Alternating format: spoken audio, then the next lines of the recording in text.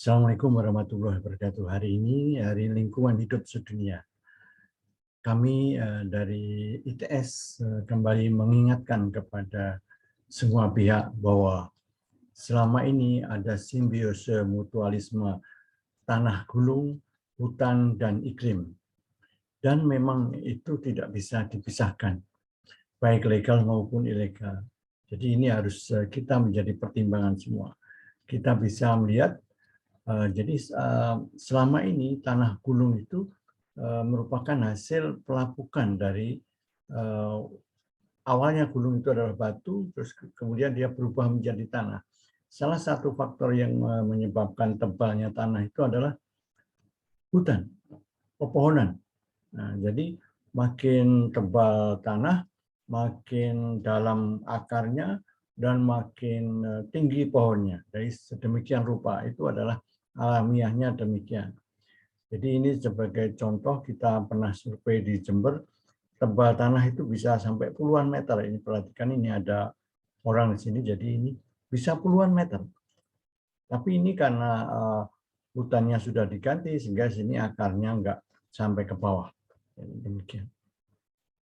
Dan pada waktu itu kita bisa melihat ini kanopinya sedemikian padat, sehingga kalau ada hujan ini tidak akan bisa kemana-mana, dia langsung meresap ke bawah. Apalagi di lantai dasarnya ada selasah. Selasah ini sangat tebal, sehingga air hujan itu meresap turun ke bawah dan meresap di sini, dan akhirnya nanti bisa meresap ke dalam tanah, mengisi air tanah. Dan kita bisa lihat di sini bahwa permukaan tanah tanpa vegetasi akan segera memantulkan sebagian besar sinar matahari yang datang. Tanah dengan rumput, sinar matahari akan terpantulkan dengan jumlah yang besar. Sebagian terserap di tanah dan teruapkan kembali dalam jumlah kecil. Permukaan bumi dengan pohon akan memantulkan panas matahari dengan jumlah sedikit, dan panas tersimpan dalam tanah dan dikeluarkan saat malam hari. Banyaknya pohon akan meningkatkan jumlah evapotranspirasi yang akan menghasilkan banyak awan hujan. Ini adalah tugas pohon itu. Dan kita juga bisa tahu bahwa selama ini agar tanah ini tidak jatuh, maka ini akar serabutnya itu sebagai pengikat tanah, sebagai kohesi. Kalau dalam faktor safety itu C ini, kohesi. Jadi kohesi tanah. Dan akar tunjangnya sebagai angker, dia menancap ke batuan dasar, sehingga dia memperkuat tanah ini supaya tidak jatuh. Evapotranspirasi sebagai penata air tadi, kemudian menahan energi hujan dengan kanopi dan serasahnya.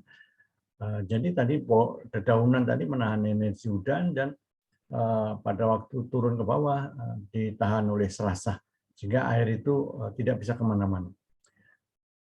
Yang kelima, sehingga menahan laju air permukaan dan meresapkan ke dalam tanah. Jadi air itu tidak bisa, atau dalam jumlah sedikit lah keluarnya, lebih banyak ke arah ke dalam tanah. Jadi bisa kita lihat di sini. Jadi saat gunung itu penuh hutan, maka lebih dari 80% air hujan semusim meresap ke dalam tanah. Jadi lihat ini, kalau hutan 80-100%. Tapi kalau kota ini hanya sekitar mungkin 0 kalau dia aspal semua. Jadi hanya sangat kecil, ya, meresapnya sangat kecil. Jadi hutan gunung itu tidak manfaatnya sangat besar. Jadi perubahan lahan di gunung akan berdampak domino. Jadi bisa kita lihat perubahan penggunaan lahan, kalau tadi bisa meresap 80%, maka ini kebalikannya. Jadi 80% akan mengalir sebagai air banjir. Sedangkan 80% tadi kalau dia bisa meresap, bisa keluar sebagai mata air di sini, dan dia bisa mengisi sungai yang ada di sekeliling gunung itu sendiri.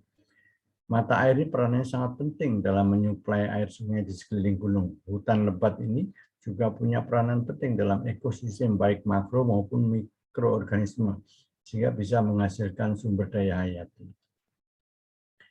Sistem perakaran hutan juga menjaga tadi stabilitas tanah. Jadi saat hutan gunung ini dibabati, ilegal maupun legal, sama saja. Jadi air hujan 80% akan mengalir sebagai air banjir dan akan mengerosi tanah. bila masuk ke sungai, daya rusaknya semakin besar. Tanah lereng bisa menjadi kritis dan siap longsor. Jadi perubahan tadi jelas mengganggu siklus air ini. Perubahan hutan tadi akan mengganggu siklus air. Mata air akan berkurang jumlahnya, debitnya semakin kecil, kualitas mata air juga akan berkurang karena penambahan pestisida dan bakteri. Kalau di atas ini dipakai bakteri koli, kalau di atas ini sebagai permukiman dan sawah. Erosi, jadi dari erosi, jadi itu bisa menyebabkan. Jadi kalau ada hutan itu nilai P-nya 1. Jadi artinya erosinya hutan akan dengan serasa banyak, C-nya 0,001. Tapi hutan tanpa vegetasi dia 1. Artinya apa? Jadi penggundulan hutan itu akan menyebabkan laju erosi 1000 kali. 1000 kali. Dan itu erosi tadi akan terbawa kemana? Dia akan masuk ke sungai, ke waduk, dan lain sebagainya. Ke embung, dan lain sebagainya. Nah, tadi kalau pohon hilang, jadi otomatis ini akan mudah sekali longsor. Jadi perhatikan ini. Ini ada hutannya, di sini sudah dirubah, diganti dengan sawah musim, ya, jadi seperti ini, longsor ya. Ini di Jember. Dan kalau tidak ada akar sama sekali, maka ini tanah yang ada di gunung itu maka dia bisa berubah seperti ini.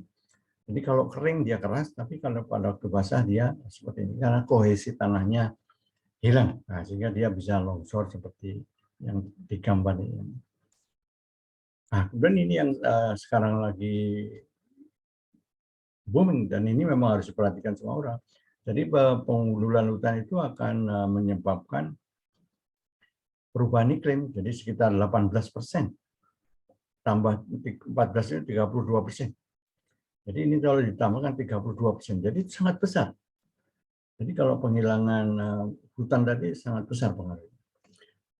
Demikian, selamat Hari Lingkungan Hidup Sedunia 5 Juni 2022. Assalamualaikum warahmatullahi wabarakatuh.